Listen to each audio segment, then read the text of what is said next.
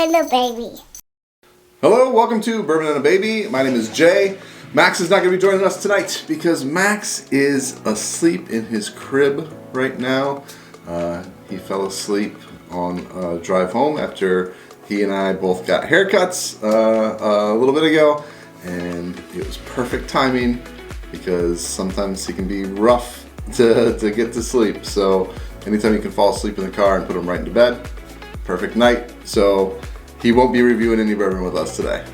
And today we're going to be reviewing a staple, but a highly sought after staple in bourbon, and that is Buffalo Trace bourbon whiskey. All right, so Buffalo Trace. If you are a whiskey nerd, you've heard of Buffalo Trace. You know what they do. Buffalo Trace is a distillery in Frankfort, Kentucky, and they make this. This is like their namesake. Everyday shelf bourbon, except for you can't always find it on the shelf every day. I'll get to that later. Around $25 for this bottle. But Buffalo Trace Distillery also makes a lot of other bourbon that you might recognize the names of, such as Pappy Van Winkle. So they make all the Pappies. They make the Buffalo Trace Antique Collection, which is highly sought after, which is like your William LaRue Weller and your George T. Stagg and your Thomas Handy and Sazerac and all of that stuff. On top of that, they also make other sought after bourbons like your Weller, Weller Special Reserve, Weller Antique 107, Weller Full Proof, Weller 12 Year, all of the Weller line, super sought after, super hard to find. They also make Eagle Rare, which is again highly sought after. Now it's hard to find. They make Stagg Junior, or I guess it's going to be branded as just Stagg now. Anyway, how could I forget? Probably one of the most popular of all of them and most sought after. They make Blantons. It's Blantons, Elmer T. Lee. Almost everything that they put out is highly sought after and hard to find, including just this, what we're drinking today. So this is around, like I said, $25 a bottle-ish. It's 90 proof. This is kind of their entry-level bourbon. Now they have lower entry, like bottom shelf whiskeys that they put out as well, which is your Ancient Age and your Benchmark.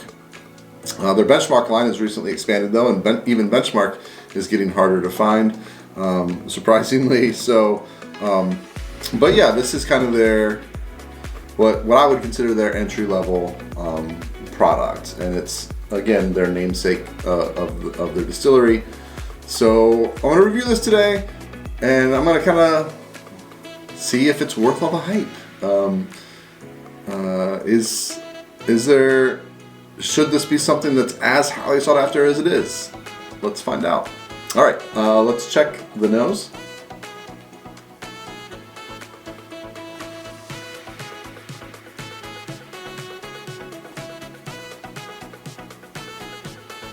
And when I smell this,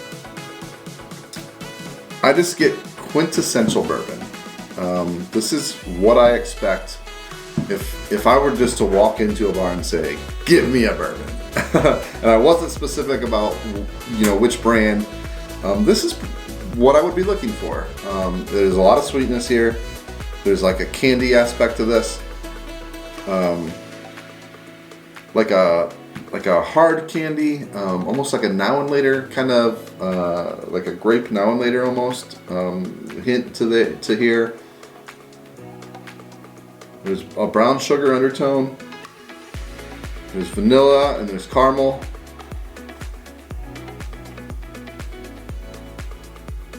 And really, I mean, I'm just really getting hit heavy with the sweet notes. Not picking up a whole lot of the rye on this, and this is their low rye mash bill. If you so same mash bill as Eagle Rare, same mash bill as Benchmark. Now, if you go to mash bill number 2, which is your Blantons and your Elmer T. Lee, then that's going to be a higher rye mash bill. So this should be sweeter, and it is. So yeah, mostly just hitting those really sweet notes. Man, it's like that grape now and later is really coming through now. Very, very grapey. All right, let's give it a taste. Cheers.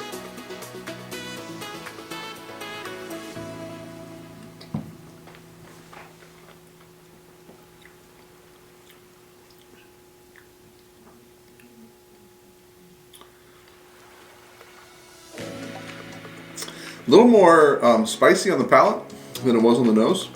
Definitely getting some barrel influence here. I'm getting some of that oak. It kind of dries your tongue out a little bit, which again is a sign of that oak. This is, it's not age stated, but it's probably around 6 years old, 7 years old-ish. So definitely can taste that. Really getting a kind of a thick caramel notes on the finish, and I want to take another sip because I think I can get that grape now and later as well. But I want to take another sip here.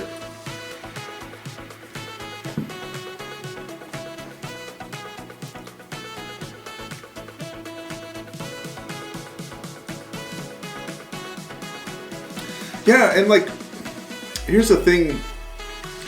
That finish is really good. I do really like the finish of this. It's 90 proof, so there's not a lot of heat here.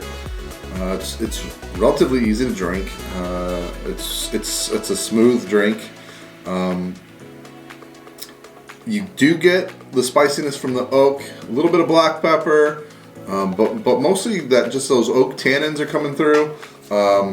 But then the rest is all sweet flavors. Again, grape now and later is just coming through along with a kind of this thick caramel flavor. And I say thick, and my next description is gonna be thin, because really it goes down kind of thin. And I don't know if that's just the proof point or what. But this almost tastes like it's had a cube sitting in it.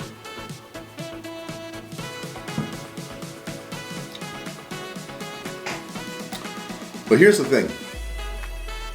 This is good. This is a good bourbon. Is this a great bourbon? No. Is it good? Yes. It's good. It's really solid.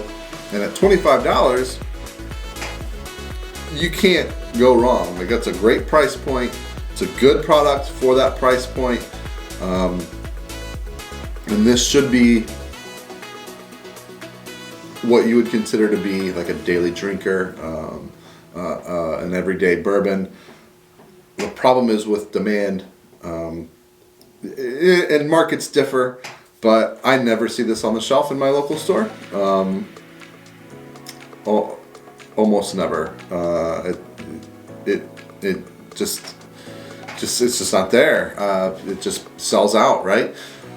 So that's the rub. The rub is that this is a good everyday bourbon and a good daily drinker, but depending on where you live, you might not be able to buy it every day. You might not be able to replace it easily.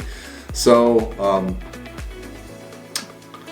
on that front, I think it's overhyped. I think, and this is so subjective, I guess. If I'm at the store and I see this on the shelf, am I going to be compelled to buy it?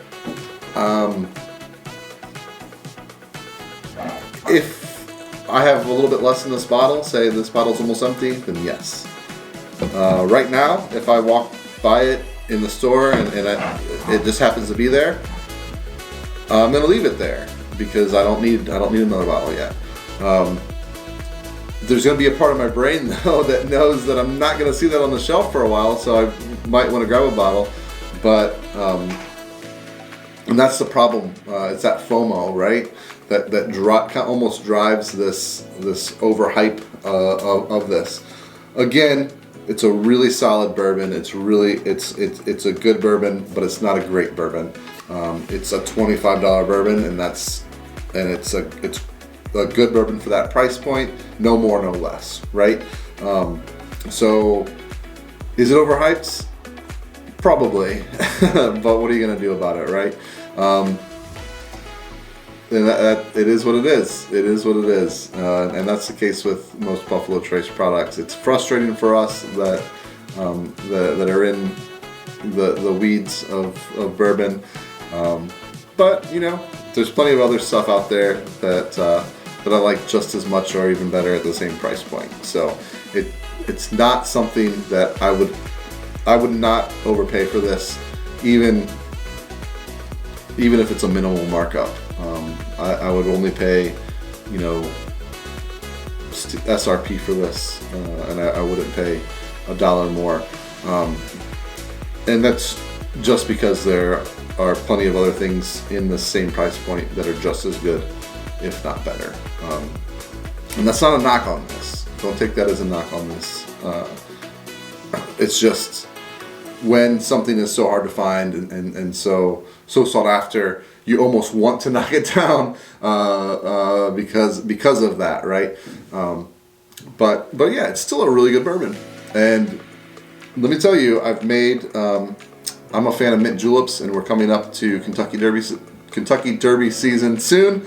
This Buffalo Trace makes a mean mint julep. I know Woodford Reserve is the official, and I know Old Forester does a lot with mint juleps as well as Maker's Mark.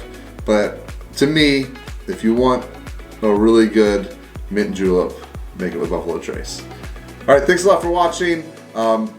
You can find Max and myself on Facebook, Instagram, and Twitter. We're at Bourbon and Baby on all those platforms. Give this video a thumbs up if you liked it. In the comments below, hit me up. What do you think of Buffalo Trace? Is it overhyped or what? Just what are your overall thoughts on it?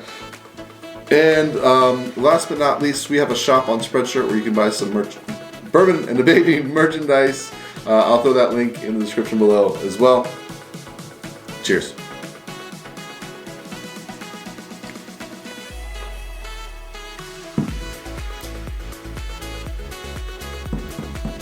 Yeah, it's good.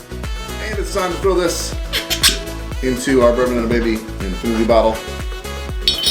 Add a little Buffalo Trace mash bill #1 in here. And I'm gonna need to start getting some drinks out of here because this infinity bottle is filling up.